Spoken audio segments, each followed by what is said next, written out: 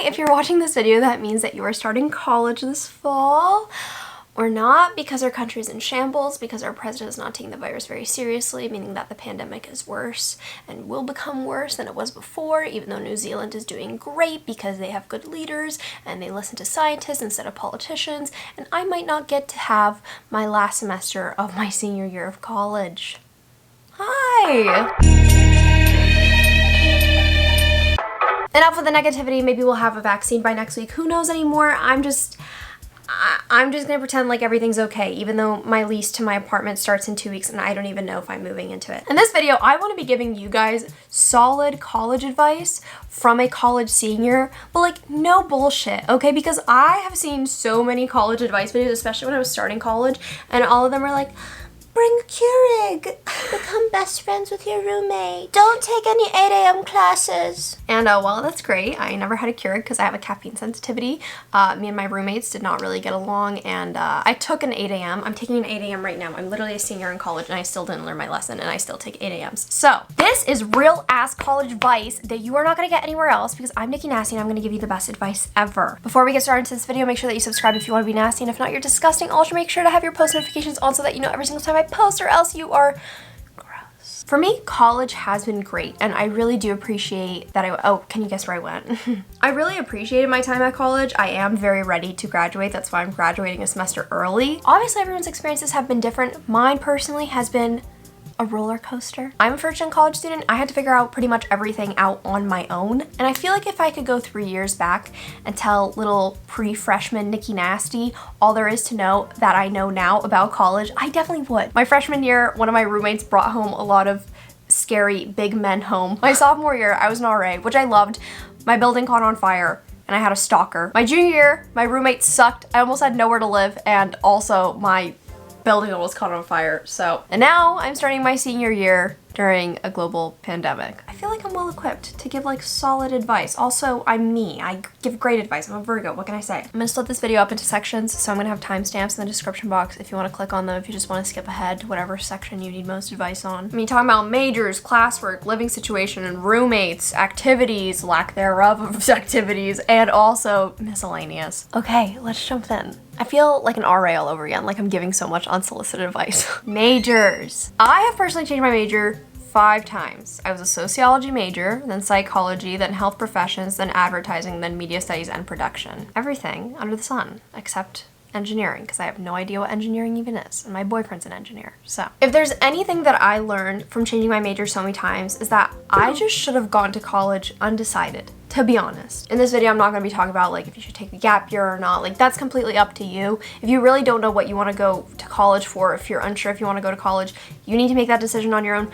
But I do highly recommend going in undecided if you really don't know what you want to do. And I think going in undecided is very frowned upon, okay? Like, I'm pretty sure when I went into my orientation for my college, they like split all of you guys up into groups and everything, and you guys all wore different t-shirts and stuff. Like, I was College of Liberal Arts at the time. And the undecided people just had like question marks all over their shirts. I'm pretty sure like it was just like a bunch of random stuff and question marks. It's like, well, what am I gonna do? And I don't know, it's just like frowned upon if someone says that they're going into college undecided. But I'm encouraging it. From my understanding is that a lot of universities will have specific programs set up for people who are undecided.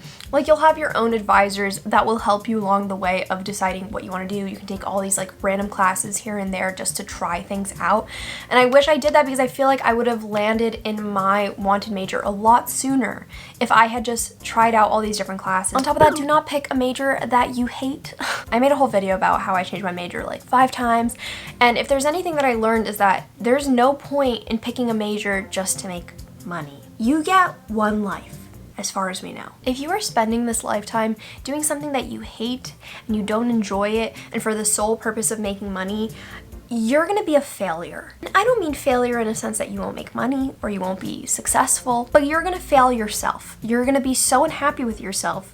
You're gonna fail your inside goals and dreams. I think a lot of people look down even on my major, which is media studies and productions, like, what are you gonna do with that? The amount of times that I've gotten asked that question, it's like, well, I'm doing it right now. Like, my career right now is YouTube, and that's media studies and production related. But if your dream is to be a writer and you go into school and you're like, well, I guess I'm gonna be an accountant because they make a lot of money, Don't fail yourself. Don't do that to yourself. Classwork. Here's a little tip that one of my roommates freshman year gave me. So the first week at college is called syllabus week or silly week. And essentially every single class that you have that first week will just be going over the syllabus and talking about it. Write down notes, pay attention. I did not pay attention in the beginning because I did not think that it would be of importance, but it really is. You understand like how the class structure is and what you're gonna actually be doing and how grading works and attendance policy and all that. Go home. Get a planner. Whether you use Google Calendars, I'm a new Google Calendar girl, I kind of love it. Google Calendar, physical planner, whatever it is that you do. Write down every single assignment that you have for every single class and when it is due in your calendar. It might seem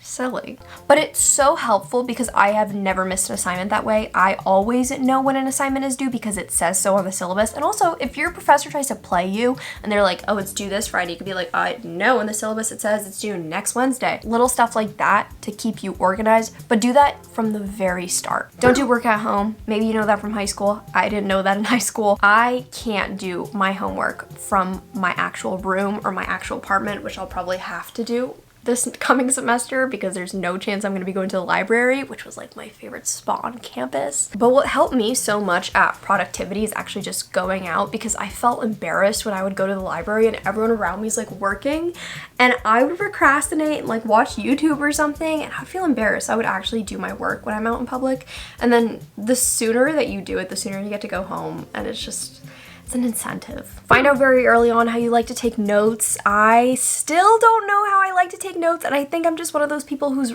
really bad note taker, to be honest. Like, I love taking my notes on my iPad. That's really, really nice, something that I've been doing. I tried to type all my notes. That it didn't retain in me at all. Tried writing with my hand in notebook. I kind of hated it too. I actually got a lot of questions about that, if I like my iPad for school.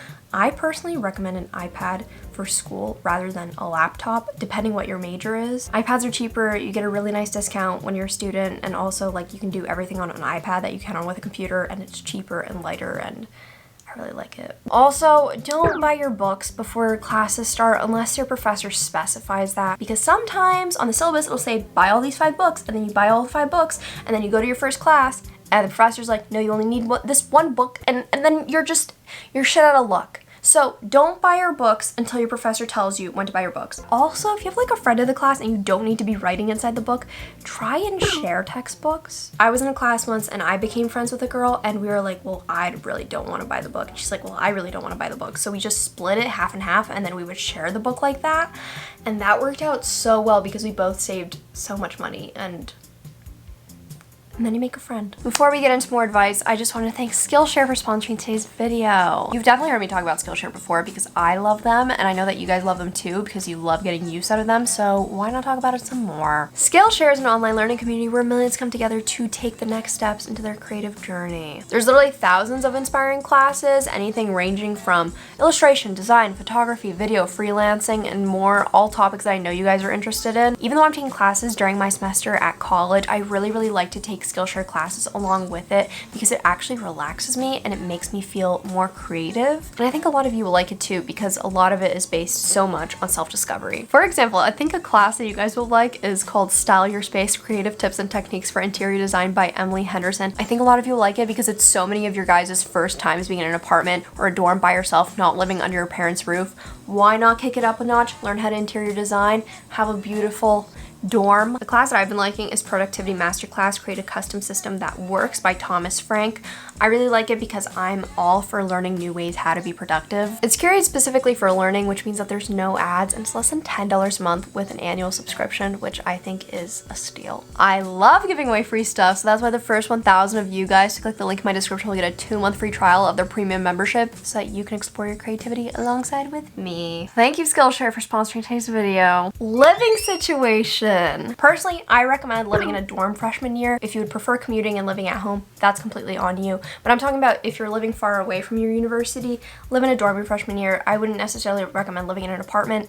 I know a lot of people who lived in apartments their freshman year and they didn't make nearly as many friends as when they lived in a dorm. You'll meet so many cool people and you get this just ultimate college experience when you live in a dorm. There's really nothing else like it. When it is time to get an apartment, let's say you want to live in an apartment like your sophomore year, start looking a year earlier. I know that sounds ridiculous, but me and my roommates, we literally got our apartment last October. It's really, really early, but you will not find anywhere to live like this time of year, at least cheap. Or at least ask like the upperclassmen at your school when is a good time to get an apartment, because other universities might be different. Become an RA! If you are tight on money, if you love working with other people, if you love building a community, if you want to live alone, which in most cases you get to live alone when you're an RA, become one. Being an RA was probably my favorite experience ever at Temple. I miss it so much. I hate the fact that I had to quit. I do miss being an RA, and I miss having residence, and it just was the best experience ever. And RAs get a really bad rap, but I'll get into that. Roommates. And they were roommates. Contrary to popular belief, you don't have to be best friends with your roommate. If you and your roommate absolutely click, that is amazing.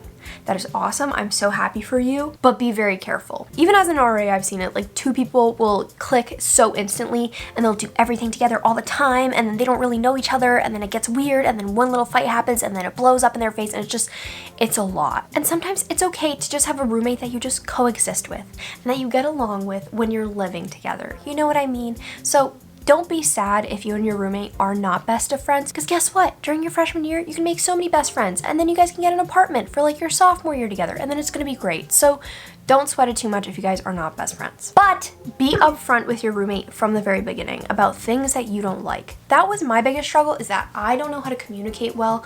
I'm really bad at confrontation. At least I'm getting better at it. But let's say you're not comfortable with like your roommate's boyfriend coming in a lot. Sit down from the very beginning and be like, hey, I don't think I'm gonna be that comfy with like a lot of guests coming over all the time. Maybe a couple nights a week, but not every single night. So that you have boundaries from the very start. Because if you just let it drag out all year, shit's gonna go down. Activities. Okay, I'm gonna be giving you very typical advice for a second. Do an activity, join a club, join some sort of org. You're gonna feel a lot more a part of a community. You're gonna make friends so much faster than if you don't. Believe me, that's all I gotta say. Work on a side project of some sorts. Like, I'm talking about do something that's outside of your institution. Like, working on something does not have to involve your college all the time.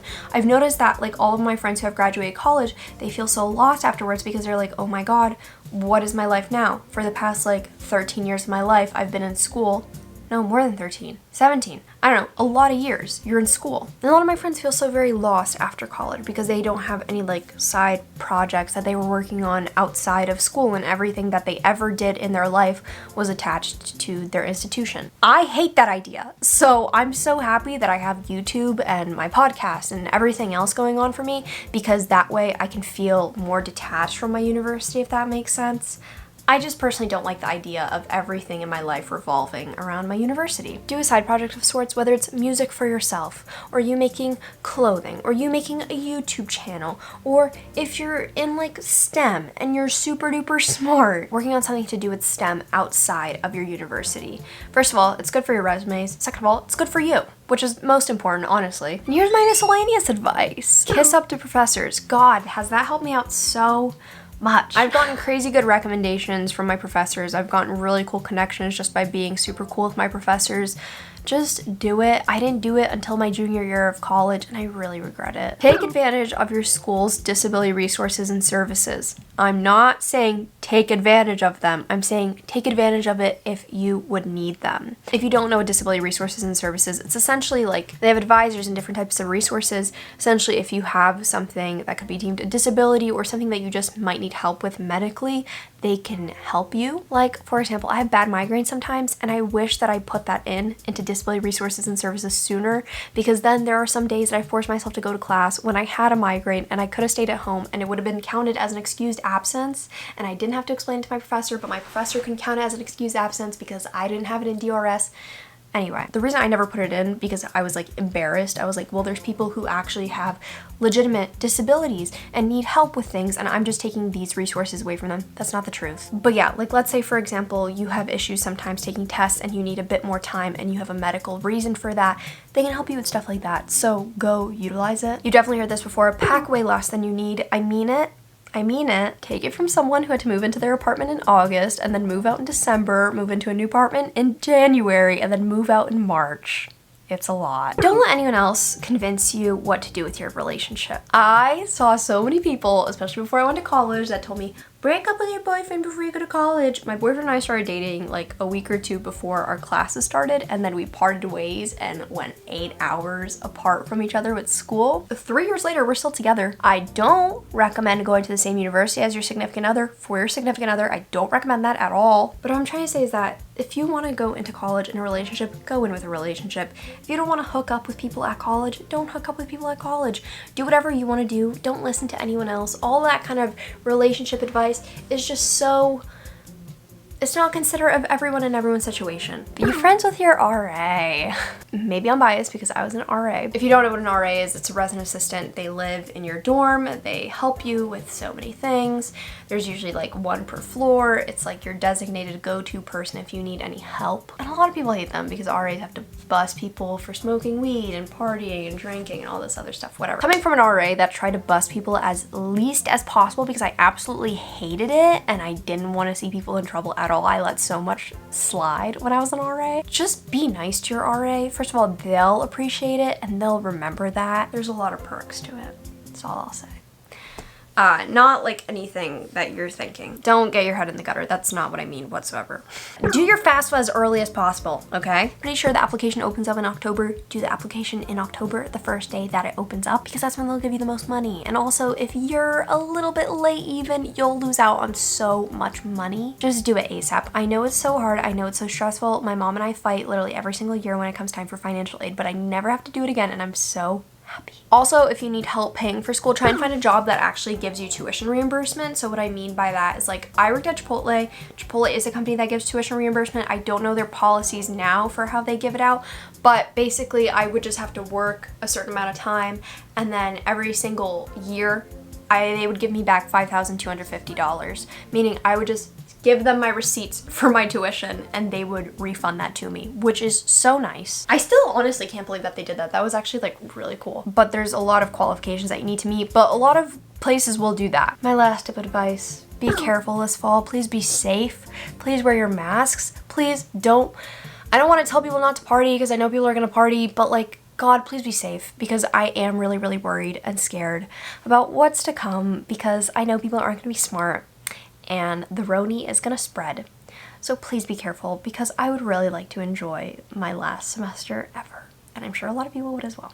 And be safe and be happy and live. So that's all the advice that I'm gonna give you today. I hope that you guys enjoyed this video. This is my last semester to be considered a college YouTuber. Very excited to stem away from that title because just Nikki Nasty, you know? But I did want to give you guys advice because I do care a lot about you, and I know a lot of you are starting college and are nervous. If you like this video, please make sure to like it because it helps me out so much. Also make sure to comment because I read every single comment. Let me know what university you're going to or any questions that you guys have, because I am very willing to answer more in the comments down below. Also make sure that you subscribe if you want to be nasty, and if not, you're disgusting, and make sure to have your bell notifications on so that you know every single time I post, or else you are gross. Not my best, but it's okay. If you want to follow me on my other social media like Instagram, Twitter, Depop, Spotify, it's just at Nicole Rafiee. And if you want to follow me on my TikTok, it is at Nikki Nasty. I'm gonna go now. I'm gonna try to get my life together because I am supposed to get the keys to my apartment in 2 weeks and I don't even know if I'm gonna be living there. So, bye.